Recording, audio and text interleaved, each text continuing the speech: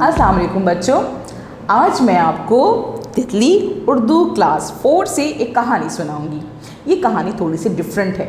ये एक ख़त है जो कि किसी ने अपने दोस्त को लिखा है। जैसे आप अपने दोस्त को लिखते हैं, अपने कज़न को लिखते हैं, इसी तरह से इसमें दांत, जी हाँ, दांत साहब ने अपने दोस्त राशिद को ख़त में कुछ लिखा है। अब क्या लिखा है, वो क्या कहना चाह रहे हैं, आपने इस ख़त में गौर से सुनना है, क्योंकि ख़त सुनाने के बाद मैं आपसे कुछ सवालात करूँगी और उन सवालात के आप मुझे जवाब देंगे, ताकि आपको पता चलेगा कि ख़त आपको अच्छे से समझ में आया है या नहीं आया। ठीक है, उन सवालात को एक आप कॉपी में भी लिखेंगे।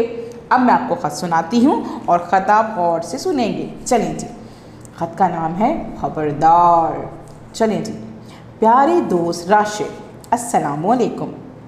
कहाँ हो मियाँ, कभी हमारी ख़बर ही नहीं लेते।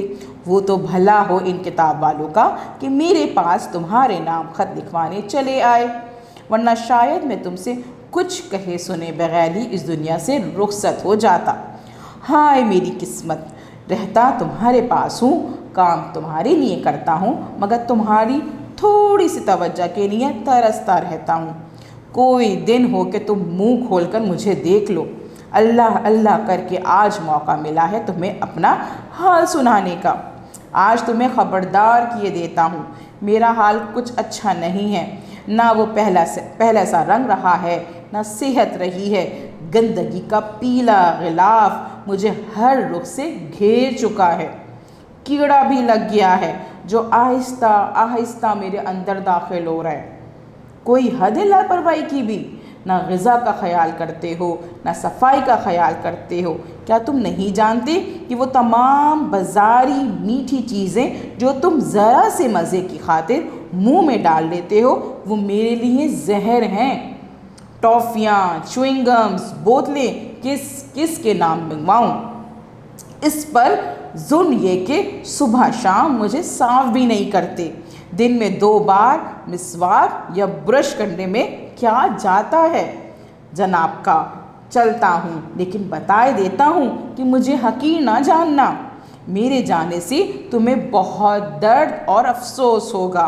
और हाँ, यहाँ मुझ जैसे दूसरों का हाल भी कुछ अच्छा नहीं है, लिहाजा इस ख़त को हम 32 दांतों के दिल की आवाज़ समझा जाए। फ़कत तुम्हारा दांत।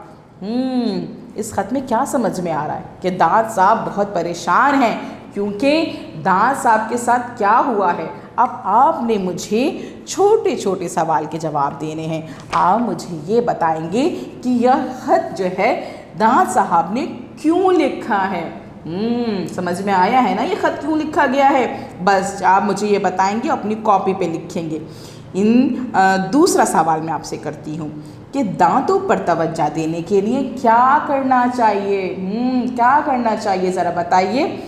और तीसरा और आखिरी सवाल, जो मैंने 3 सवाल किए हैं उनमें आखिरी सवाल ये है कि आप बताइए कि आप अपने दांतों का ख्याल कैसे रखेंगे, किन बातों से परहेज़ करेंगे और क्या क्या काम करेंगे।